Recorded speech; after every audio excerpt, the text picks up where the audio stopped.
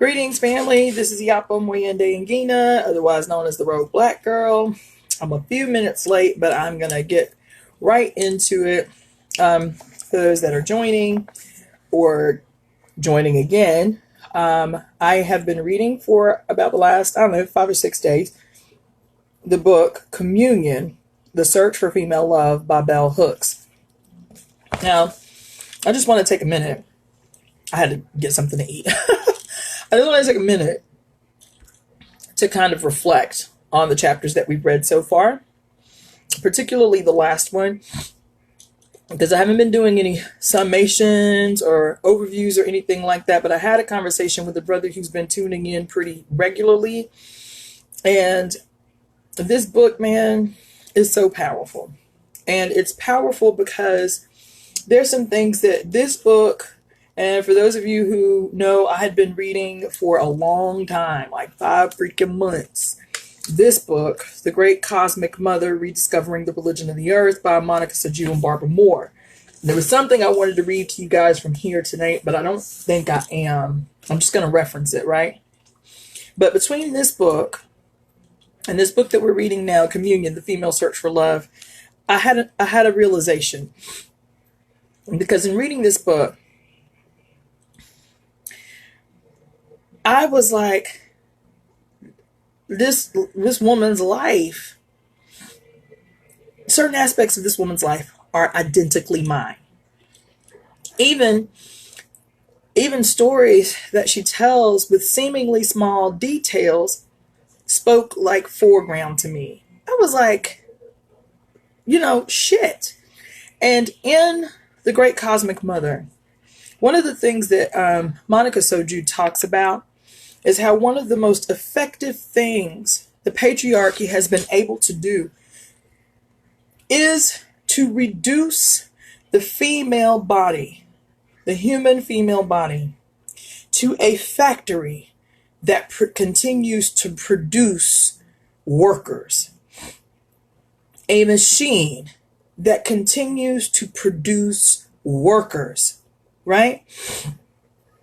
And what she meant by that didn't really, kind of superficially I understood, but that shit didn't resonate until I started reading this book, the Communion book, that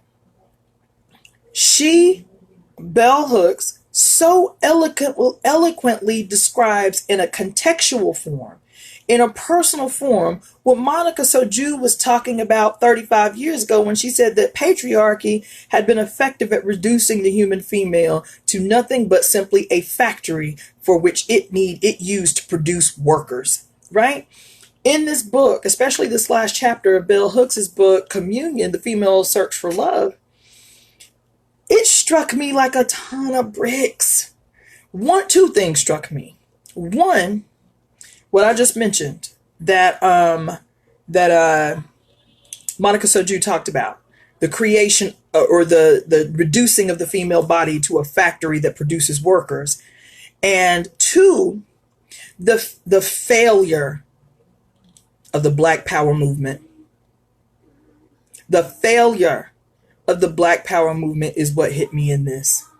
The contribution of the continuation of the reiteration of patriarchy in the minds of both men and women, particularly colonized men and women, was what contributed to the continued mechanization of the female body. Let me be clear, okay? I'm reading this book, and I am experiencing this book like I wrote it, like she was observing my life and wrote my life in this book. I mean, details that, and I was like, that's it. I said, when women internalize patriarchy as the biblical truth, as the only way things are, as the only way that things are meant to be, we subconsciously or unconsciously reproduce patriarchal worldviews and behaviors in our girl offspring, in our female offspring. That is what Monica Soju was talking about damn near 40 years ago, is how we become socialized to become worker reproducers. in the image that patriarchy has established. God damn it. Like, this shit is blowing my mind. So I'm reading this book and I'm listening to her talk about, one, being a feminist, a black feminist who still longed for male partnership, who was a heterosexual black feminist who still longed for male companionship, despite the heavy criticism coming from her lesbian counterparts, despite the criticism of her being a black feminist coming from black political thinkers. She was caught in this freaking quagmire. And that's what I mean about the failure of the Black Power movement.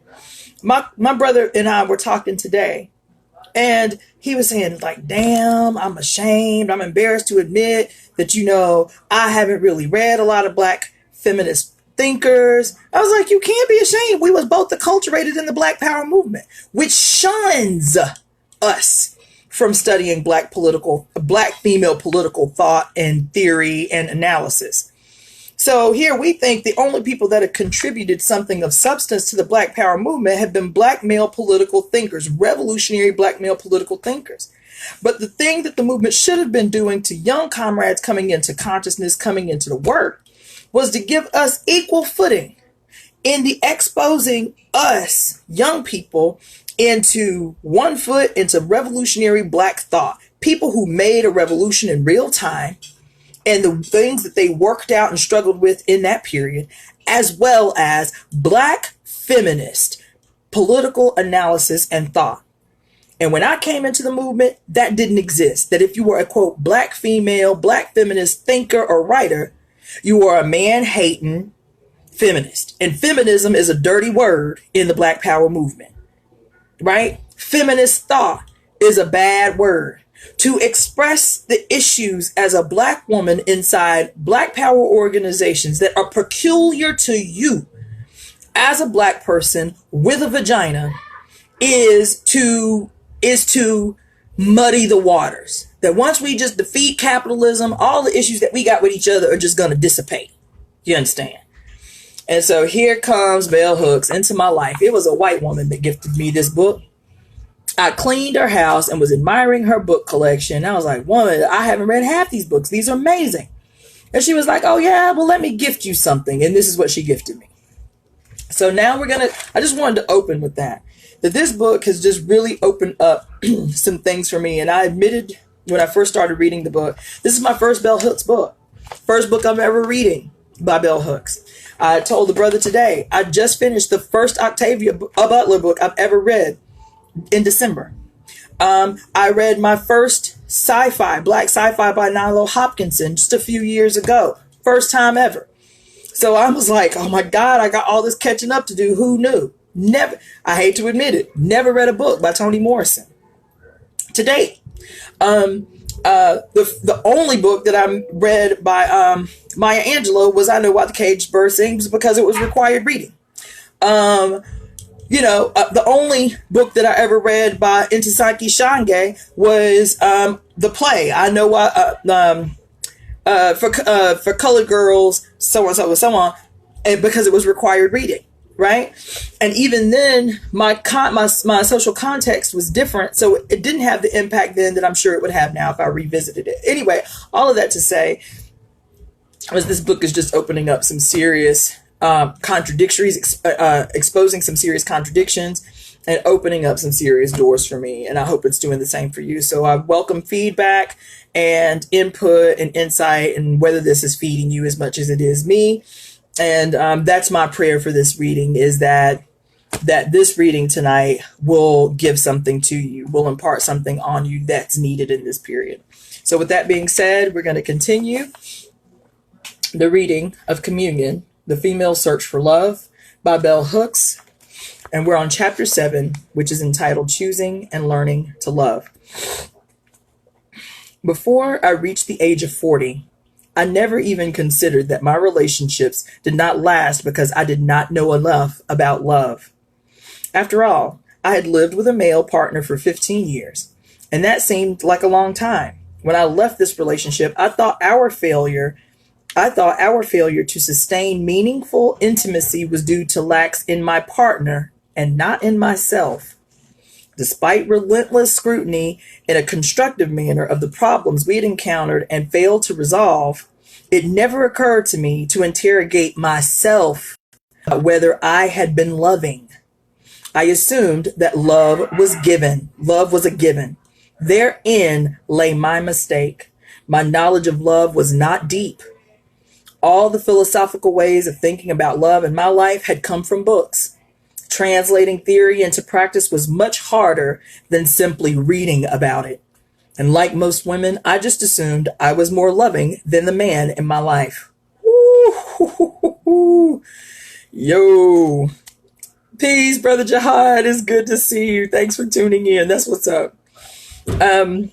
After several years of living alone, I began to think seriously about my relationship to intimacy.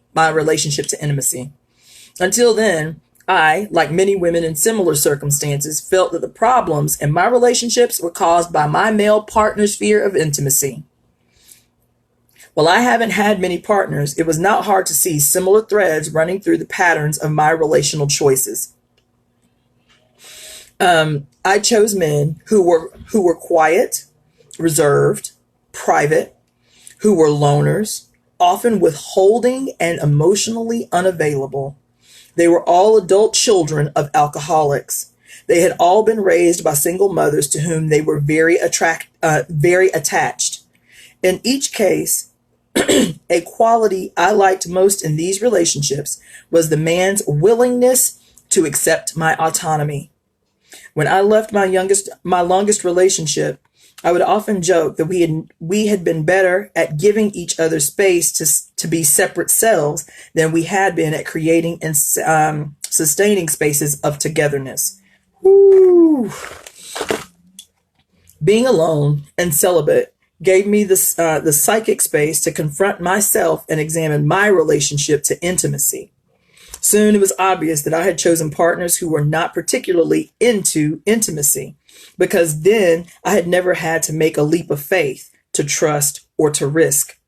Being with men who were not interested in offering abiding closeness meant that I never really had to be close. Yet I could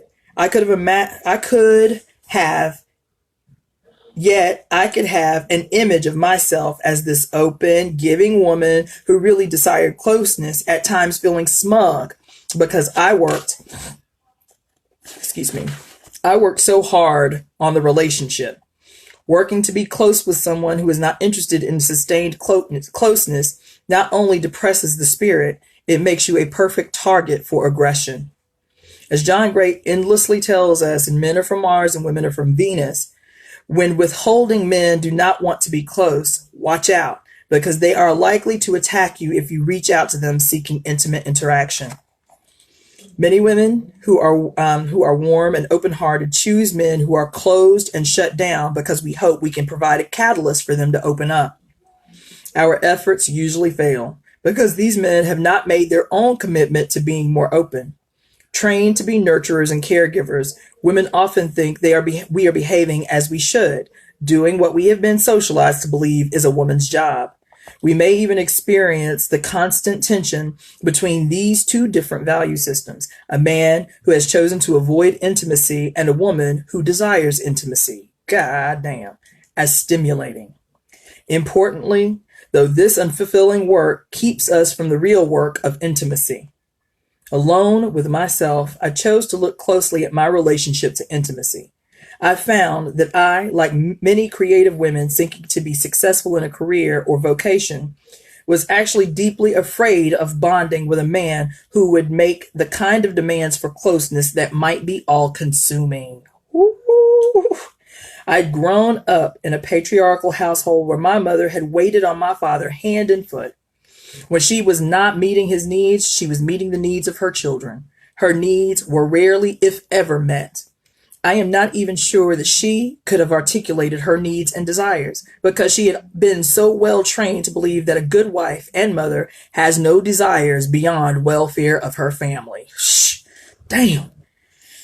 Most of the marriages and relationships I saw were ones in which women were always the primary caregivers and had little time for self-development.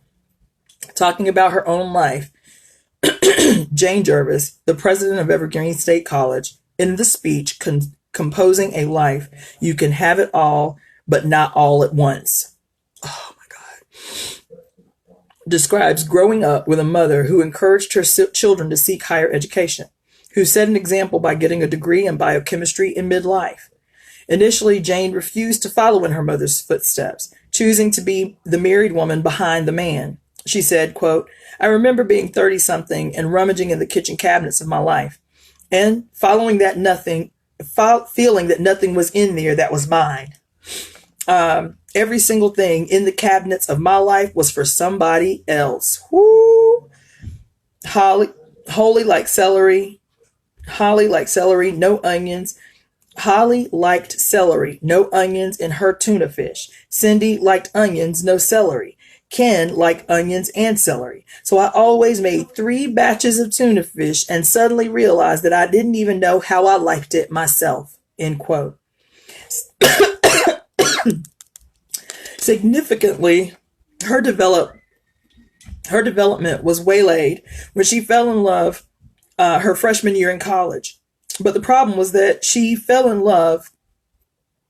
The problem was not that she fell in love, but that she fell into a relationship/marriage wherein their mutual growth and development was not their primary agenda. There are still too few models of heterosexual relationships in which mutual growth is the foundational bonding principle. Ooh. I had no models of mutual love when I entered college. Studying the lives of women writers whose work I admired, I looked to these literary mentors to guide me in my search for love. A devotee of Sylvia Plath's poetry, I can still remember weeping once as I read somewhere that she would rise early in the morning to sit and write her poems before her children awakened. Just on the verge of adult womanhood, I wept knowing that she had not survived the effort to balance the multiple longings and desires that ruled her life, the desires to be a writer, a wife, and a mother. With no role models, I was uncertain about the path to take. I wanted to be a writer, but I also wanted a meaningful relationship. Afraid of being engulfed and consumed by relationships, distracted from developing my artistic and intellectual abilities, I was drawn towards men who were supportive of these endeavors and who were not emotionally demanding. Damn.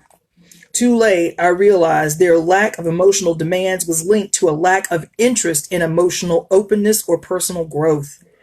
Perhaps they too were afraid of engulfment, only in their case having been raised by demanding, overprotective single mothers. Maybe they feared a female's exercising too much control over their choices and actions. When we choose partners who enable us to grow in ways that are important to us, it is all the more difficult to see destructive behavior patterns when they arise. Since most of us have been raised to think care is the primary, if not sole ingredient of love, damn, we are easily able to convince ourselves that we are in love. Ooh. Ooh. Damn. So many women have never been nurtured in any way by a male, and as a consequence, it can be quite enthralling to receive care, especially from a male partner.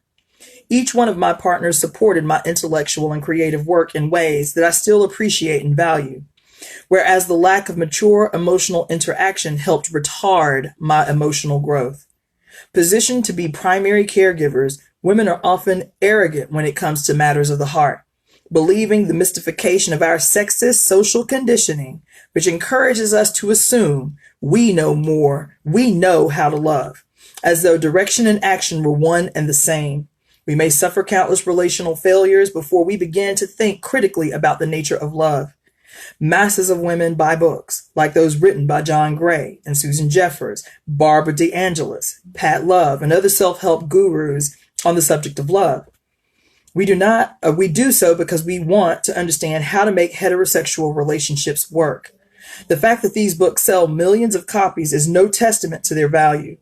They are the primary vehicle for a practical discussion of intimate relationships that we have in our culture.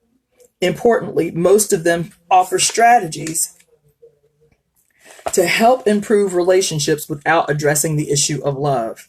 Making a relationship work is not the same as creating love. One of the best books on the subject of love is John Bradshaw's Creating Love, The Next Great Stage of Growth, which was first published in 1992. Bradshaw, most known for his work on reclaiming the wounded inner child, deviates in this book from the usual self-help advice on love because he dares to courageously discuss the impact of patriarchal thinking on our ways of understanding love. This work did not have the incredible impact on contemporary culture that his previous work had. Readers bought it, but they were not willing to break through their denial about the ways in which patriarchy prevents us from knowing love. This book was challenging because it did not encourage women to see ourselves as more able to love than men, nor did it pretend that male failure to love was somehow to be blamed on demanding women. Bradshaw did not fall into the popular jargon about complementary sex differences that has become so much the norm in self-help books. Instead, he insisted that women and men recognize the extent to which, quote, even with the best intentions, our parents often confused love with what we would now call abuse, end quote, giving us all a mystified understanding of what it means to love. Linking that abuse to cultural acceptance of patriarchal domination as a founding narrative, he illuminates our nation's elevation of narratives of power over love in our culture and in our families. We all know that not everyone comes from an abusive family context, and we do know that almost all of us are raised in homes that value and uphold patriarchal thinking. When females are taught to believe we are more capable of giving love than our male counterparts, we are embracing patriarchal assumptions. Those assumptions shape the way we think and act in intimate relationships. Women involved with men who believe that they are more able to love are predisposed to accept male emotional withholding. They already expect men to be deficient. This does not mean that they do not hope that the male that they are relating to will learn to be more emotionally giving. They do. The tragic irony here is that patriarchal thinking has socialized males to believe that their manhood is affirmed when they are emotionally withholding. Social conditioning creates the differences in the sex we are encouraged to think are natural and simultaneously lays the groundwork for conflict. Nothing indicts female allegiance to patriarchy more than the willingness to behave as though the problems created by cultural investment and sexist thinking about the nature of male and female roles can be solved by women's working harder. Women who cling to the notion that if they just simply change their behavior, women, hold on, these pages are so sticky. Women who cling to the notion that if they just simply change their behavior, then men will happily learn how to be more caring, are in denial. Their denial strengthens patriarchy, but it does not create a universe where women and men can love one another. Anti-patriarchal thinking, which assumes that both men and women are equally capable of learning how to love, of giving and receiving love, is the only foundation on which to construct sustained, meaningful, mutual love. Ultimately, women who desire to be loving and or to make loving partnerships with men must be willing to unlearn sexist conditioning and vice versa. Only when we approach love with a basic respect for men's emotional universe will we be able to recognize those men who are not simply ready to love and be loved. In her refreshingly feminist-based work, Life Preservers, popular psychotherapist Harriet Lerner reminds us that, quote, it's almost impossible to imagine what intimate relationships with men or women would look like in a different world of true gender equality, end quote. Because it is so difficult for women to conjure up a picture, it's all the more important that we start with a concrete understanding of what love is and the barriers to love already existing in our society. There was a time when I arrogantly and naively thought that women were more loving than men. I thought this because we were the group I heard talking about it the most, seeking it and celebrating it when we found it. We were also the group that talked the most about our disappointments in love. When it came to heterosexual love and romance, we were convinced men were the problem. The heady, fun years of contemporary feminism simply reinforced the idea that we women were superior to men when it came to our emotional universe. Then, most women believed that we were better lovers because we had been trained to be caregivers, to nurture. Even though a great many of us had been raised by tyrannical, codependent, immature women, many of whom were sometimes violent and abusive, usually via verbal shaming and humiliation, for the most part, we were still clinging to the image of women as being all heart. In my second book, Feminist Theory from Margin to Center, first published in the early 80s, I included a chapter questioning the assumption that women are less violent than men, more caregiving, by calling attention to adult female child abuse.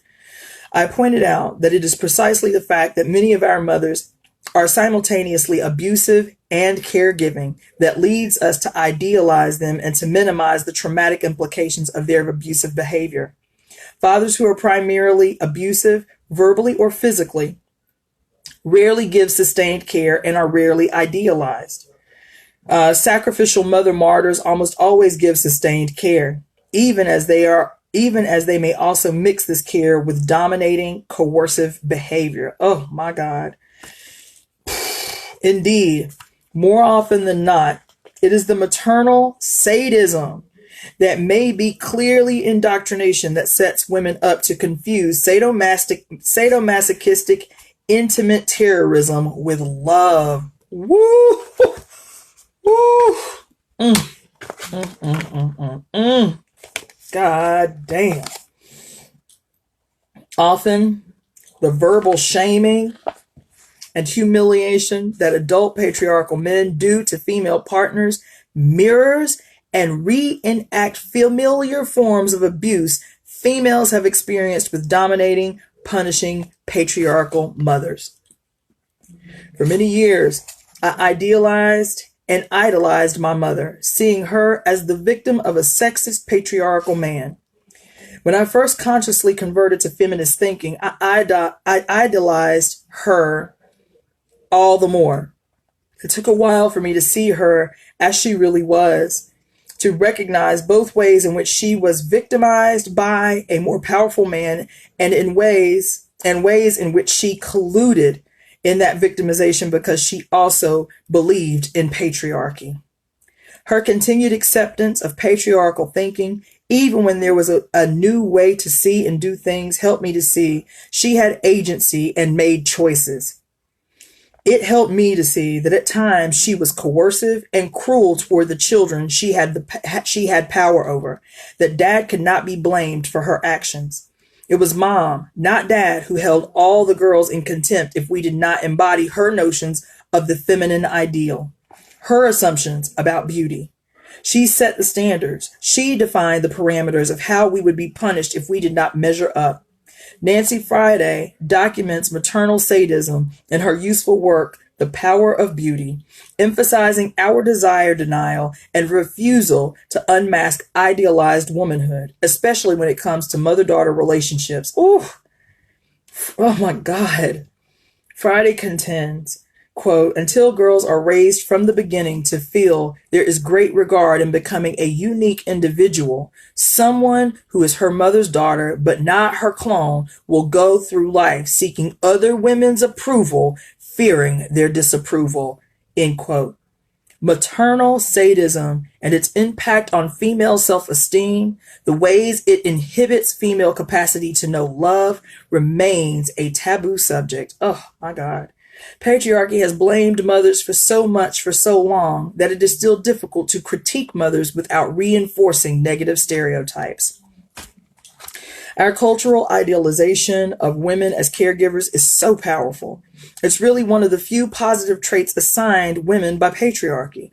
Therefore, it's not surprising that women are reluctant and at times downright unwilling to interrogate notions that we are inherently more loving. If this is the only positive characteristics females are allowed to claim, the one trait that lets us be seen as morally superior to men, most women will continue to be deeply invested in clinging to the perception that we are loving even when we are not.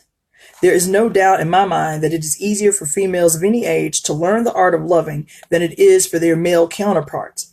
It is easier because our interest in love is not questioned. To the extent that any woman takes the time and makes the choice to learn what love is, we are more supported in this endeavor than men are. More often than not, the assumption that women naturally love more and better than men actually keeps us from facing our problems with love and intimacy. That's why so many of us only begin to learn what love is really in midlife. It is awesome to consider how our culture and the meaning of love might have changed if instead of books like Women Who Love Too Much and Men Are From Mars and Women Are From Venus, we were reading about women loving well and why.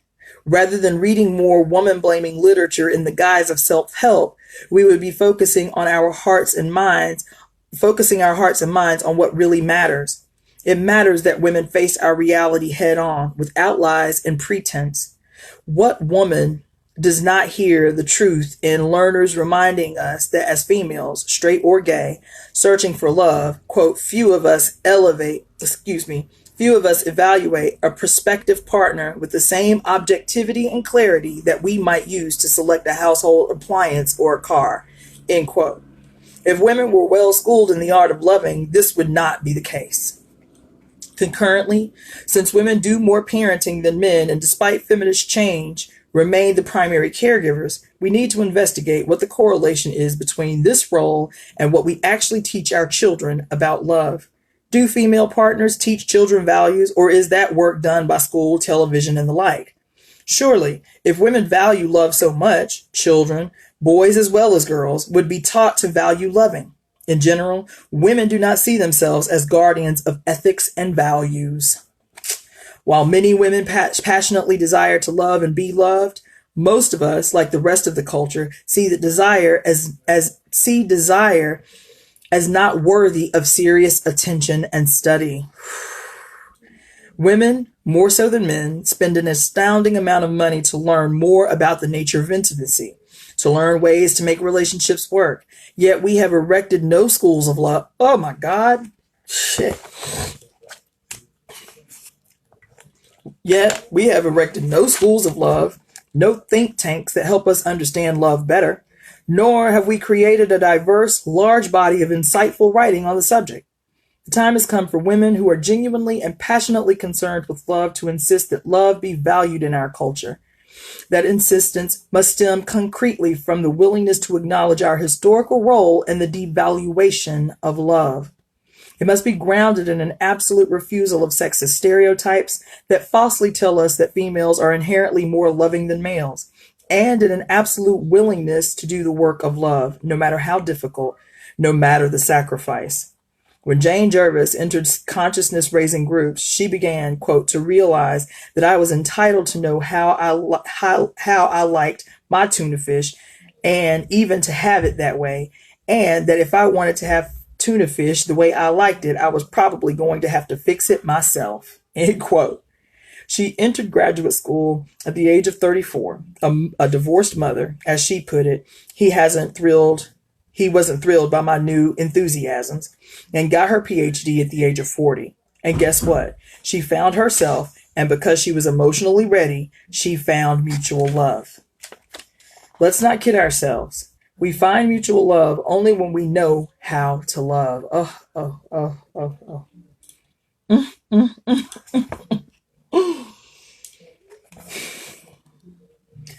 Let's not kid ourselves. We find mutual love only when we know how to love. And the best place to start practicing the art of loving is with the self, the body, the mind, the heart, and the soul that we can most know and change. The one person who will never leave us, whom we will never lose, is ourself. Learning to love our female selves is where our search for love must begin. We begin this journey to love by examining the ideas and beliefs we have held about the nature of intimacy and true love. Rather than embracing faulty thinking that encourages us to believe that females are inherently loving, we make the choice to become loving. Choosing love, we affirm our agency, our commitment to personal growth, our emotional openness. And that's the end of chapter 7. So I will go ahead and continue with chapter 8. I think, yeah, which is relatively short. Chapter 8, grow into a woman's body and love it. Any woman eager to learn the art of loving can start, as the Buddhist teachers say, right where you are, by being self-loving. Nothing belies the assumption that women are more loving than men, as much as the negative feelings most females hold about our bodies. Whoo! One might easily argue that when it comes to learning self-love, men are moving in the right direction faster than women, because so many males unconditionally accept and like the bodies they inhabit. Let's face it, as a culture, we are much more willing either to affirm male physicality or to relegate it to its proper place when determining overall value and worth.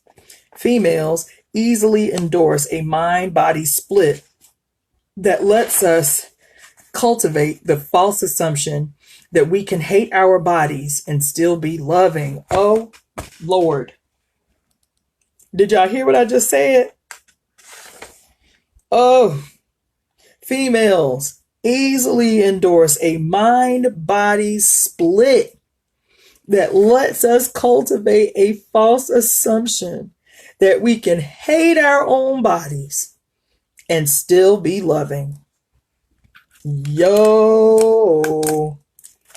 Oh my God. Not only do we embrace this faulty logic, but also the culture lets us get away with thinking that we can hate our bodies and still be seen as a group most capable of teaching others how to love. Or better yet, that we can hate our bodies and manifest positive self-esteem at the same time. From time to time, a mother will approach me about her young daughter's self-hatred, wanting to know what she should do. I sense agitation and the desire to flee when I begin to ask the mother questions about how she feels about herself, her body, her being.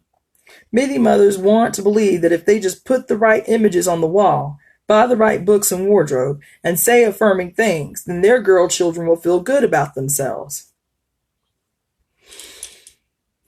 We do not learn merely by what parents say. We learn by what they do. A parent who reassures a girl child that she is fine just as she is, and who then repeatedly downgrades herself and other female peers, is not laying the groundwork for healthy body self-esteem, Fathers who fret over young daughters who are overly obsessed with staying or becoming thin, telling them all that matters is being healthy, even as they continually badger their female partners to lose weight and evaluate other women based on weight, are actually promoting female self-hatred. Their daughters are not fooled. They get the message that being thin will determine their value, that it will be a crucial determinant of whether they will be loved. In her amazing memoir, Appetites, Gwyneth Rodd confesses, quote, "Being thin was the magic that was supposed to heal the damage at the core of me, the damage symbolized by fat.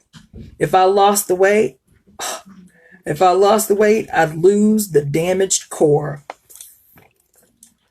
Woo! God. Roth understands intimately the connection between the female search for love and our obsession with being thin. She writes that our fantasy of what will happen when we turn a final corner and find the love, respect, and visibility and abundance that's eluded us for a lifetime is the adult version of the childhood longing to be seen and loved. When, as children, we understand that we are going to get that love, we make up stories, create a fantasy life, try to be someone else. And when we believe that love will be waiting around the corner if only we could transform ourselves into different people, We spend our lives trying to turn that corner. God damn. This is self-hatred in action. Oh my God. Oh my God. Oh my God. Oh my God. This is self-hatred in action, you people. Female self-love begins with self-acceptance. Women striving to raise daughters in families where female bodies are unconditionally accepted, affirmed, and admired can offer the best testimony about the ways constant bombardment of mass media messages aimed at teaching girls to dislike their physical beings abound. Overall cultural devaluation of the female body affects the self-esteem of all girls, even those who are raised in loving homes. Constant vigilance is required to protect female body self-esteem. Grown women raised to hate their bodies can change their minds. As they can change their minds at any age, they can begin to do the work of becoming self-loving by first reclaiming the right to inhabit a healthy body and to identify as the foundation of beauty and attractiveness. This is one of those cultural revolutions that can take place just by our saying no. What we must say no to is a world that tells us we are solely defined by our physical bodies, that these female bodies are inadequate, lacking, and never good enough. Saying no to any devaluation and debasement of the female body is a loving practice. The truth is not that it is hard or impossible to say no to our cultural obsession with female beauty and artifice as something a female acquires by buying the right outfit or the latest product, but that most women have no desire to say no to the artifice. Since we are endlessly told by mass media that our body self-hatred in no way makes us less desirable, more prone to depression or other life-threatening illnesses, or less likely to find love, there is no ongoing collective rebellion. One of the most vital aspects of contemporary feminism was its demand that women revolt against standards of beauty that require females to embrace life-threatening habits of being. Sadly, even though this focus on female body self-hatred brought eating disorders into the limelight, its impact was diminished as more and more powerful women, especially those who had been advocates for feminist politics, continued to embrace conventional woman-hating standards of beauty, the primary one being unhealthy weight loss and the emphasis on being thin. Many women whose only knowledge of feminist theory and practice came from mass media naively assumed that feminists were vehemently opposed to the notion that women should look good and enjoy adornment. In reality, the feminist call was for women to embrace ways of seeing beauty and adorning ourselves that are healthy, life-affirming, and not overly time-consuming. This revolt failed to change the attitudes and habits of masses of women. Its most positive impact on the fashion industry was felt in the demand that designers create beautiful, comfortable shoes that did not hurt or deform the feet of women to wear on all occasions. The fashion revolution worked. High-heeled shoes, the quintessential stiletto, are most assuredly making a comeback, but women in general exercise their right to buy shoes that are both comfortable and glamorous. Despite the feminist movement, many women continue to feel that it is unfeminine to have large feet. Most women buy shoes several sizes too small. They walk around in pain, or they do not walk. They cannot love their feet. Oh my God. And yet our feet plant us on the earth. And the well-being of our feet is the ground we must stand on if we would be self-loving. Early on in the feminist movement, we called attention to the female foot and the shoes offered us by designers who, for the most part, would never walk an inch, let alone a mile, in female shoes. Women need to remember the importance of caring for the well-being of our feet. I cannot believe this book right now, y'all. I cannot believe this book. We know less about the folks that design shoes than we do about the folks that design those clothes. Most clothing for women is still designed by men who are more enchanted by outfits that in no way meet the needs of real women or express our fantasies. Sexist women are still willing to let even more sexist men shape their fantasies and adorn them in ridiculous-looking outfits. Television shows like Sex and the City depict young professional women wearing clothing to work that is hyper-feminized and revealing. These young, supposedly powerful females are decked out in stiletto heels, plunging necklines, and tight clothes. Unfortunately, these images are trend-setting. And on the positive side, some fashion magazines now display a mix of clothing. Clothes that are useful yet elegant and beautiful, and shown with the clothes that are utterly impractical, hysterically glamorous, and that sometimes border on the just plain ridiculous. Importantly, women now have a choice. The more self-loving we are, the more we can make choices that will enhance our unique individual bodies and beings.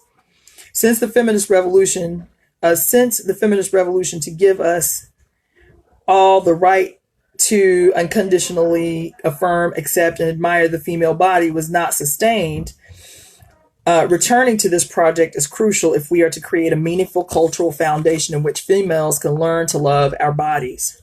We need a feminist revolution wherein there would be exciting new fashion magazines offering glamorous images of women with great style, taste, and healthy bodies. One such magazine that already exists is Mode, which affirms the gorgeous, sensual beauty of big, attractive, healthy females. Lamenting the prevalence of eating disorders, constantly exposing the horror, does little to change the way the vast majority of females think about beauty. Women who are daily dieting, starving themselves, or spending half their lives in gyms to keep their bodies thin speak out against eating disorders. The contradictions are blatant and disgusting. When leading feminist thinkers tell girls and women to see our bodies as ourselves and love them, but show that they themselves worship at the throne of thinness by refusing to eat, by endlessly dieting, their actions speak louder than their words. Female obsession with thinness, female body hatred is not something we can blame on men.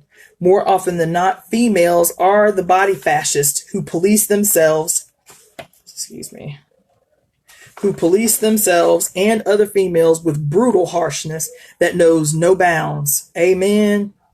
Before many of us had ever looked at a fashion magazine or even cared how men saw us, hard and brutal body shaming began in our families. Yes, God, yes. These crimes against our female body image were most often perpetrated by mothers, grandmothers, sisters, and other female relatives. That is the word. Despite his patriarchal power, in my home, my father rarely commented on the appearance of any of his 6 daughters. It was our mom who told us how we should look, who berated us if we looked bad by whatever standards she chose to invoke at the moment. She felt that our appearance was a reflection of her worth and value. If we did not look good, she did not look good. Not enough work has been done on females parenting of females. Yeah, oh my God. On females parenting of females. If women are socialized within patriarchy to view all other females as potential threats, as competitors, then we have to consider again and again the ways such thinking shapes and informs mother-daughter bonds. Research indicates that young girls experience themselves as powerful and enjoy their bodies until the onset of puberty. At that time, an indoctrination process begins to take place in which they learn to fear their flesh, to think that it must be altered in some way in order to be acceptable or desirable. Mass media and peer group pressure are not the sole agents of this indoctrination. Parents play a role. Given the homophobic, gay-hating thrust of our culture, many parents, male and female, feel it is their responsibility to urge the physically energetic, unashamed young female body to conform to sexist stereotypes of femininity. Colluding with the larger patriarchal culture, parents, especially mothers, who fear being blamed, may deem it important to encourage girl children to become interested in conventional ways of producing beauty. To some extent, this focus on outer beauty is meant to cover up the inner changes occurring in adolescence in the female body. In patriarchal culture, these changes are often the breeding ground for self-hatred. Girls who may have liked themselves in their younger days enter adolescence with profound self-loathing.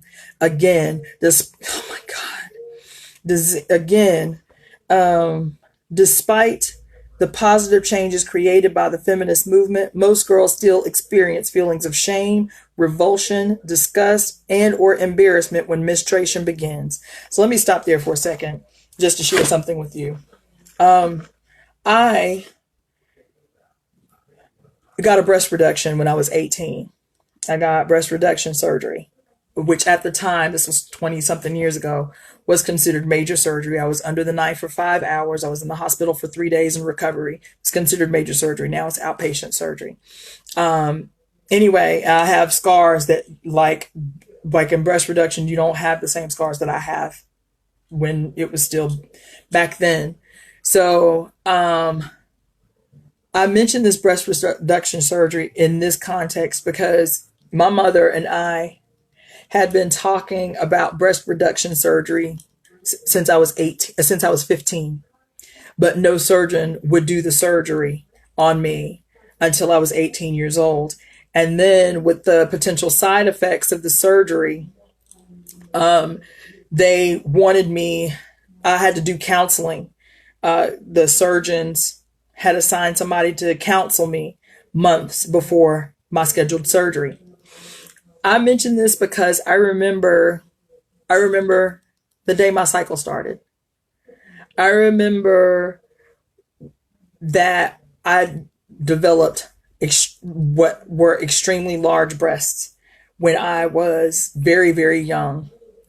And then, I lived in a home where my mother was exercise obsessed and even at one juncture suffered from eating disorders.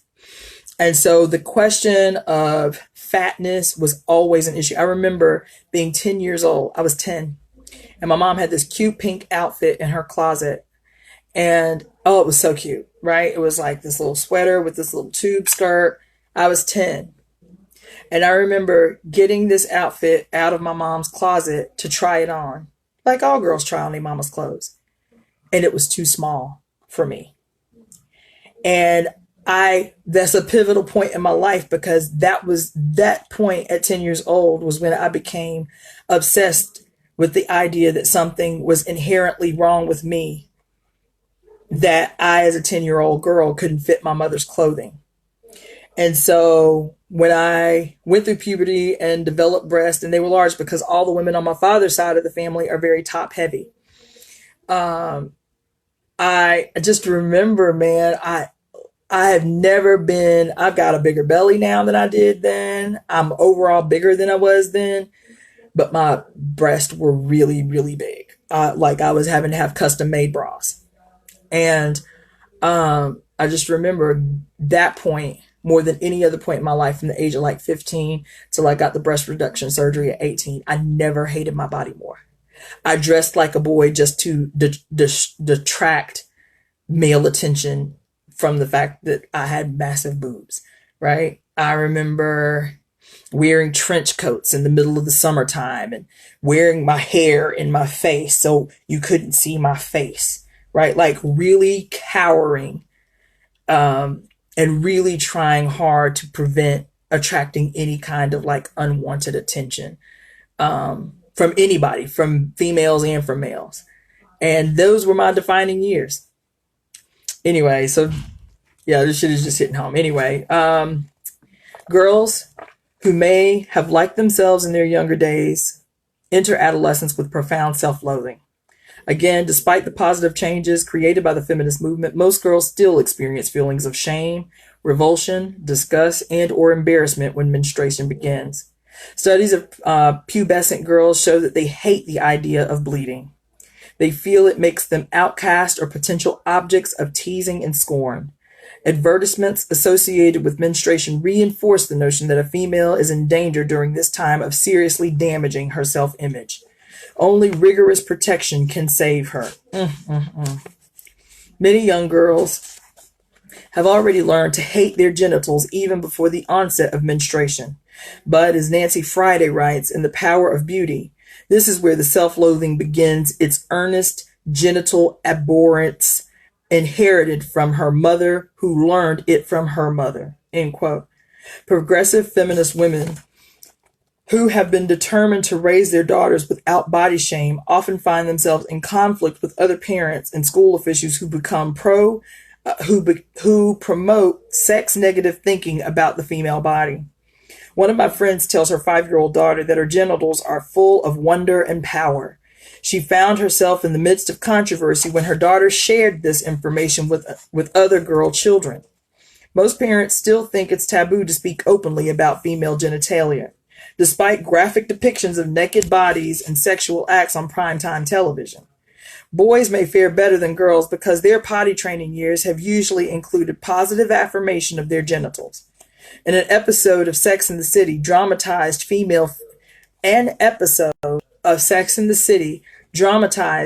fear and embarrassment about female genitals. In this episode, sexually adventurous and promiscuous Samantha, the lead character Carrie, encouraged their friend prim conservative Charlotte to look at her vagina in a mirror. Charlotte's perception of her vagina as ugly is transformed. She looks at her private parts with wide-eyed wonder and awe-inspiring reverence. In another episode, Charlotte celebrates her body by posing for a painting of her vagina. And if these positive representations were tied to an overall celebration of the female body in all its forms, this show would be incredibly radical. Like our culture as a whole, it sends women a contradictory message. Love your body, but make sure you starve it so that you can be thin and beautiful. More than ever before, we recognize that there is a link between female hatred of the vagina, of menstrual bleeding, and female obsession with thinness. Anorexic girls and women often stop bleeding altogether. Testimony from young adult females who were raised to think of their genitals as a positive site of health, pleasure, and female beauty is the best documentation that there is that women have the power to change negative attitudes about our bodies. Nancy Friday urges women to forge an all-out campaign to change attitudes towards menstrual cycles, writing, quote, "We raise our daughters to believe that they can accomplish anything but saddle them with our miseries regarding menstruation. I believe that no physical handicap inhibits women more than the mindset regarding the bleeding female body," end quote. Changing attitudes toward the female body, towards female genitalia, was a much discussed aspect of the feminist movement early on. It may have ceased because the women who were putting these issues forward found both that it was quite easy to change their attitudes and create a positive perspective, as many of them were moving toward the stage of their lives when menstruation would cease. At times, it is both frightening and tragically ironic that we have more awareness of these issues as a nation than ever before, and yet so little has changed. That awareness is the direct result of positive, life-affirming aspects of the feminist movement, yet it is not linked with either a sustained pro-feminist agenda or overall efforts in the culture as a whole to teach greater appreciation of female bodies. In fact, many people, especially women, act as though the feminist movement was only a negative rebellion, that it had no positive impact. Yet it was the feminist movement that increased cultural awareness of the female body self-hatred, of life-threatening eating disorders, of dangerous cosmetic surgeries that damage the health of our bodies. Since all these concerns, first raised by feminist thinkers, were appropriated by mainstream focus on gender, it is much too easy for everyone to forget that awareness of problems alone is not a solution. To solve the problem of female body self-hatred, we have to critique sexist thinking, militantly oppose it, and simultaneously create new images, new ways of seeing ourselves.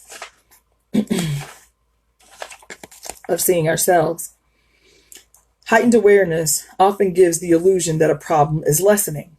This is most often not the case. It may mean simply that a problem has become so widespread it can no longer remain hidden or be ignored. Despite all our public knowledge and awareness of eating disorders, young girls are increasingly likely to become addicted to controlling their weight in order to remain thin. That addiction sets the stage for eating disorders. More often than not, females who offer public testimony about the pain and horror they underwent as they share recovery stories are shown to be as are shown to be thin as the wind. We are supposed to assume that the glamorous thinness presented is no longer problematic. The contradictions here are obvious. If one were naturally thin, then the desire to starve oneself to become thin or to maintain thinness would be unnecessary. Obsessive control of weight is usually a response to the fear of gaining weight. As we approach midlife, many women do gain weight. It is no accident that a large majority of women begin to rethink and let go of our obsession with thinness as we age. This is often the time in a woman's life when she begins to seriously evaluate and critique the values that have shaped her life. Successful aging women are much more accurately aware of sexism, of what must be done to challenge it at home and in the workplace in midlife. I hear myself and other women talk about the need to lose weight to appear more attractive to men at one moment, and then later in the same conversation critique that assumption. When I was thin anorexically and had difficulty eating, I had far fewer partners than during the years when I began to see health as seductive and attractive, when I chose to be healthy and to affirm and admire that as the most vital sign of beauty. Janine Roth shares insight that, quote, weight has made no difference in the quality of love in my life ever, end quote. And yet, it is still difficult for her to let go of the assumption that thinness would make her more desirable, more worthy of love. The mass media are much more interested in sharing stories of female body self-hatred than in depicting women who love their bodies just the way they are. We are much more likely to open a magazine and see an image of an aging woman looking way younger than her years, her body most closely resembling that of an adolescent girl. The article may be even telling us the dietary and exercise regime that keeps her in shape, than to see gorgeous aging women with flesh on their bones. The vast majority of us have flesh on our bones. I wish I could report that we all love that flesh. Some of us do. Most of us do not. A great many of us simply give up, engaging in a process of negative self-acceptance. By that, I mean that an individual woman may not like her looks, her weight, but ceases trying to change herself so that she no longer conforms to conventional sexist aesthetic standards, because to do so lessens her anxiety and stress. God. But she still is not self-loving. We cannot negate our bodies and love them. The absence of, let's see. Yeah, I guess I'll go ahead and do it. Okay, so the absence of a love-based value system leads women to continually make perceptions about appearance that major factor in self-esteem. Learning how to love ourselves includes rethinking negative attitudes towards the female body. With love, we are able to celebrate healthy bodies, placing beauty and adornment in their proper perspective. When females turn our search for love in the direction of our own bodies, we can collectively create a cultural revolution wherein the fundamental connection between loving one's body and being self-loving will be obvious. Until women break through denial and recognize that we have the power to positively change our perceptions of the female body, we will always be missing out on love.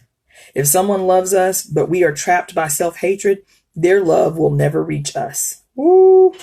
We will question it, devalue it, be like the heroine of Nikki Giovanni's woman poem, who declares, "I ain't shit, you must be lower than to care. I ain't shit, you must be lower than that to care." Affirming our natural beauty before we adorn it in other ways keeps us from developing a dependency on artifice. It safeguards our body self-esteem.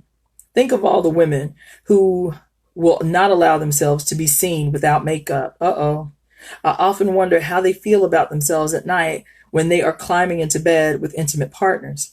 Are they overwhelmed with secret shame that someone sees them as they really are?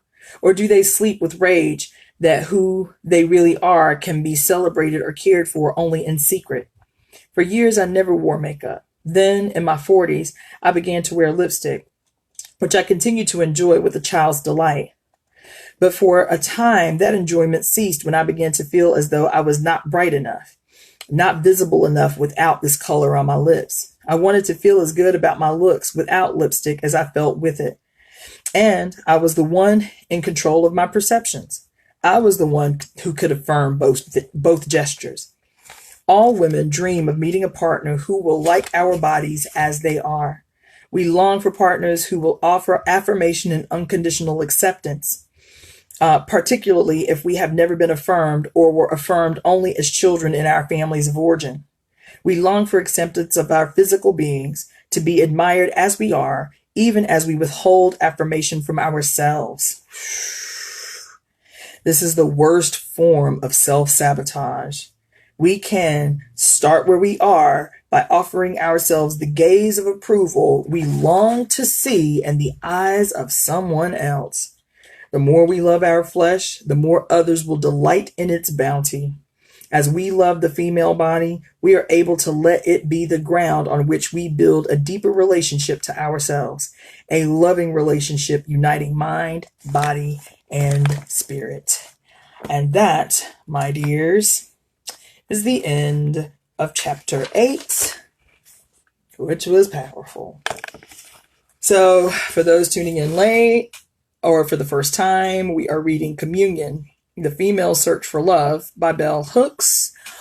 We have just completed chapter 8. I will join you again tomorrow night at 5 p.m. Pacific Standard Time for the reading of chapter 9, which is entitled Sisterhood, Love, and Solidarity. I have a feeling there's a spanking coming in that lesson. But with that being said, hope you enjoyed the reading for the day. I hope you enjoyed the tarot reading that I shared with you earlier. Go back into my photos folders, into my videos, and you can see the lives that I've done in the past from different books. That being said, it's Yapo Moyende Ngina, otherwise known as the Rogue Black Girl, and I will see you tomorrow at 5 p.m. Pacific Standard Time. Peace.